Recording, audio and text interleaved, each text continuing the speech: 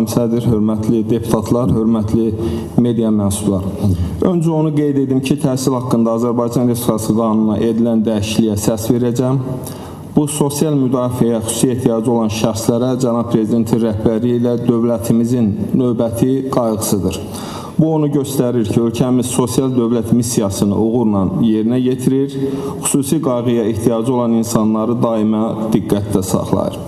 Çıxışımda son günlər Bakıda məktəblərdən birində baş verən xoşagəlməz hadisəyə toxunmaq istəyirəm.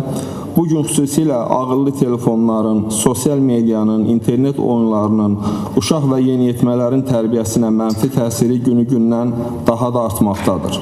Artıq dünyanın bir sıra ölkələrində həyəcan təbili çalınmaqdadır. Düşünürəm ki, uşaq və yeniyetmələrin bu zərərli təsirlərdən qorunması məqsədi ilə tənzimləyici mexanizmlər barədə düşünməyə ehtiyac var.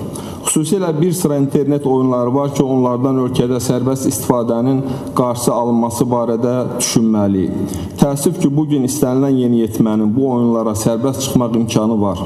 Bu imkanların məhdudlaşdırılmasına ciddi ehtiyac var.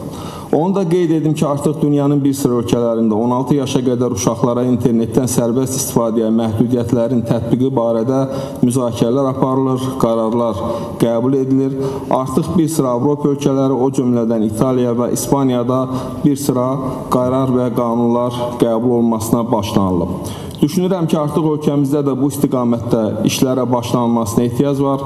Əks halda bu cür halların sayı daha da artacaq, proseslərin qarşısını almaq daha da çətinləşəcək. Heç şübhəsiz ki, bu məsələdə həm məktəblərimizin, həm də ailələrimizin üzərinə böyük məsuliyyət düşür.